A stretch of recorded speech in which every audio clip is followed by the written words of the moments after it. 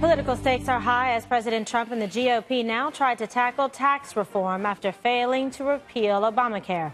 Will they succeed? The president made his way to Indianapolis this afternoon to roll out a sweeping plan to overhaul the tax code.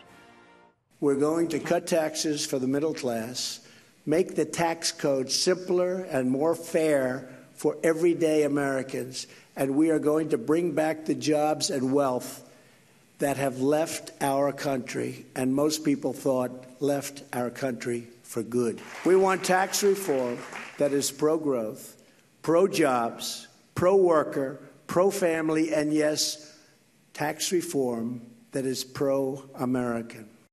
The president's plan would slash the corporate tax rate to 20% from 35% and lower the top individual tax rate from 39.6% to 35%. Here's more from Mr. Trump a short while ago. It's time for Washington to learn from the wisdom of Indiana. We need Washington to promote American jobs instead of obstructing them. That is what I've been working to achieve every day since I took office. That is what I talked about on the campaign trail. Already we're seeing the results of an economic policy that finally puts America first. Okay, so Dana, now a lot of people have an opinion about this because there are people who are very strong supporters of the president, of his campaign and the policies that he was planning. And one of the big things was tax reform. They definitely need to be able to achieve something because especially coming on the heels of yet another failed attempt with health care. How did you feel the president did today in terms of his messaging, and what about the content? Well, I think the rollout has been fairly good. I think that he had to give this speech on the teleprompter, but I hope that he doesn't do a ton of them on them because I think because tax reform hasn't been done really well in 30 years. And I think his ability to sell it in plain spoken words in the way that he does is actually probably one of the best things he has going for them. I think that the text of the plan and of the speech, if you read it on paper, is a little bit in the weeds, but you can get basically get the gist. They are going to have obstacles. Already the left is painting this as tax cuts for the rich, and this is only going to benefit the wealthy. That is not true, but it's hard to argue it on the other side. I think that he started to do that today, and I think based on what I've heard, that the White House has a pretty good plan to keep their coalition together in order to try to advance this. But I really do think the rich are going to end up paying more. So if you are in the tax code or in the zip code where you really wanted Hillary Clinton to win, you should be glad because you thought the rich should pay more. And under this plan, they are going to end up paying more. Okay. So, Greg, do you think they're going to get that they get the messaging and actually understand the contents of this tax reform or just be obstructionists and say, we don't like it no matter what it is, even if it attacks the rich because President Trump is putting it forward? No matter how, whenever they say they're simplifying something, it's never truly simplified. They still use jargon that I don't understand. There's something about it. You'll be taxed at a rate of 0. What does that mean? You're not being taxed? Because why don't you just say you're not going to be taxed? Right. But taxed at a rate of 0 goes way over my head. I'm not that bright on this stuff, but at least, come on, just simplify it, really simplify it. The problem I have with this is the order in which this administration tackled their issues. For example, it's like with Obamacare or tax reform, I would have loved it if they would tax reform first. They chose the wrong lane at the supermarket. The Obamacare lane did not move. And here you go. But if you just went to the tax reform line, you would have just zoomed through. 3 items or less. 3 items or less. It was an express line. Yeah. I hate when that happens at the airport, too. And you're like, oh, I knew I should have. You're always looking at something. You're always going, how did that happen? And That's not fair. You're peeking over at the other line. And you're like, no, you're already in there. Looking at your wife or your husband, like, should we go? Should we move? Yeah, so you got to split them up. One here and one in that. And then the other line opens up. Yes. Yeah, we do a lot of grocery shopping this table. I just tell them I'm on the 5 and I get right to that. If I said that where I live, I go to the back of the line. Yeah, right. That's 5 privilege, Juan. Is that right? That's it. Check your privilege. That's what it is. Jesse, you were a little bit disappointed, a little bit critical of the president before about tax reform. How did you feel about it today? Because you wanted to see some, meaty cuts. I do. I still want to see those meaty cuts. I'm not happy about a few things. he's holding out the possibility of still raising taxes on the very wealthy. This is Obama's third term. And you plan to be one. This is not what people signed up for. I don't know where he's coming off. I guess this is the populist thing or the deficit hawk deal. I don't get it. I think it's maybe defense against. I don't think a lot of his core base want to soak the rich. I don't. I think they would like tax cuts for themselves, but I don't think they're in it to get back at the greedy billionaires.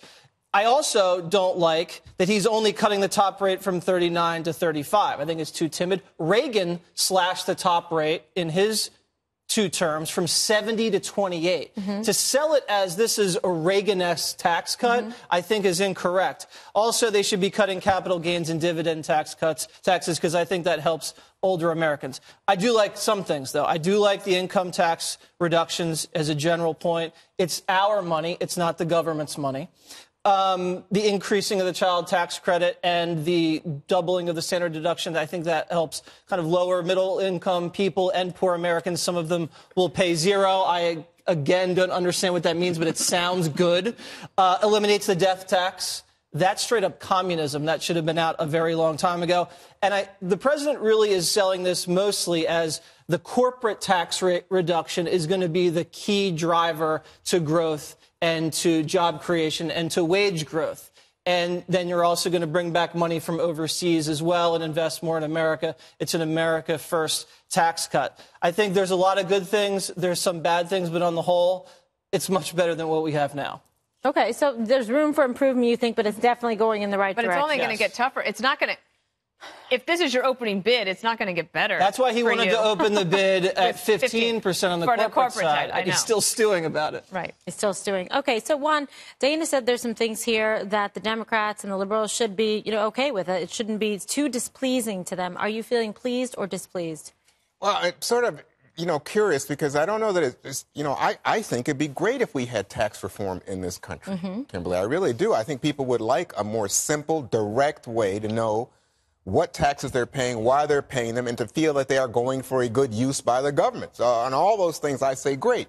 And in fact, President Trump during the campaign promised that this would be tax reform, that it wouldn't simply be about some tax cuts that would then open the door to what's been described here as tax cuts for the very rich. And by the way, according to the polls, NBC Wall Street Journal, it's like 55% of Americans oppose any kind of cut for the corporate tax rate, and they also think that, in fact, the rich should pay more. So I don't know, but that's what the American people think. So when I'm looking at this, I'm thinking, so the Republicans have given up on tax reform. Now all they want to do is tax cuts. And the driver, as Jesse was saying, is corporate tax cuts. And the argument there, which is an interesting one, is, hey, this economy would be doing even better. We'd knock them out. We would be the global titan if we could lower our tax rate and be competitive with tax rates in Europe and the rest of the world. So, but then when you look at it, you discover, hey, wait a second, our tax rates aren't out of line.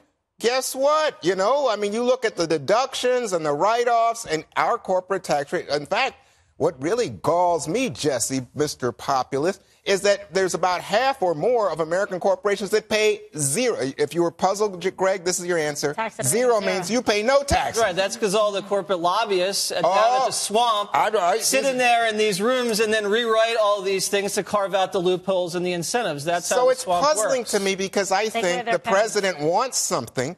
He's given up on tax reform. He wants tax cuts, but he's opened the door to Democrats having a very effective argument. All right, well, this tax reform announcement comes right on the heels of another health care defeat, as we discussed, for Republicans. But the president, he's not losing hope. I was hoping this would be put on my desk right after we won the election and I'd come in and sign, but it didn't work that way. There are a couple of people that I won't say anything. But early next year, when reconciliation kicks back in any event, long before the November election, we're going to have a vote and we're going to be able to get that through, and I think we'll actually get it through very easily. Okay, so Greg, you were saying earlier that you take issue strongly, not with the use of the term zero, but with the order in which the president tried to achieve his reform. It's like you were faced with two choices: a beautiful swimming pool and the La Brea tar pit. And it's like every time you go to healthcare, it's the La Brea tar pit. Right. People in California know what that is. It's like just a big basically tar pits. Yes. We used to go there as kids. That was where my parents took me. That explains so much. Yes, that was our summer. We weren't supposed to eat it. Our summer vacation. That was your community pool. Okay. But here's the issue. What was so wrong with the Graham-Cassidy bill? Why does this thing have to be perfect? Because you're never going to get a perfect bill. And so instead, you're going to sit here and one person's not going to like this, one person. So the perfect bill will not exist. This will not happen. Wait a second. Did you just say you don't think tax reform will happen? No, I was talking about Graham-Cassidy. He segued. He did a little segue. From the tar pits. Dana, so it was interesting because the president mentioning this, he seemed a little bit, upset that perhaps this was something that he wanted to do. Of course. Which was and we talked about that. But I like it that he's keeping the door open because that basically gives them a chance to sort of look ahead. Also because he knows that a lot of Republican donors are sitting there thinking, are you kidding me? Like, we don't have anything at this point. So he can blame the establishment and the people on Capitol Hill and the swamp. The truth is that he'll have to pay the price for that. But I do think that the Democrats still might play ball on tax reform. If the president continues to press in these red states that have Democratic senators that are up for election, he might be able to have enough in order to get tax reform done. It might not be what Reagan was able to do, but that's because there's not that much room to cut. The tax rates aren't at 70%. You could go from 70 to 30 when you were in the 80s. Right now, you just can't raise enough revenue in order to pay for the things that we want. I also think that we're having a bigger discussion about health care and tax reform, but we're not really having it here. But the people are having it, and that is, what kind of government do you want? What do you expect them to be able to pay for?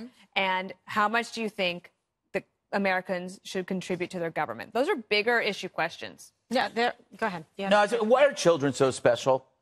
Tax credits. You get a tax credit for having a kid. I want a tax credit for my bar bill because that's every bit as expensive as a child. Who invited W.C. Fields? If I disappeared from this earth, 4 or 5 bars would go out of business. So I could say I want a tax credit for my bar bill. Okay, really relatable problems, Greg. Yes. Okay, Jesse. Well, what? No, it's a point about kids. Why do you get a tax credit for a kid? Because that's repopulating the country. Kids are but why is that part? Come up and be doctors and serve in the military. Why should that be part of a tax plan? Oh, you're going to be rewarded. Maybe you shouldn't have kids. Families. Oh my God. Procreation is a good thing. Look at Juan's face. Is like civilized countries. I didn't think anybody was anti-kid, man. Come on. Taking a straw. They're little monsters, Juan. They're little monsters. Some of them don't grow up to be bigger than little monsters. I'm saving the world from future me's. You know what? I really hate to do this. I didn't want to do it. I didn't want to bring this up, but I am.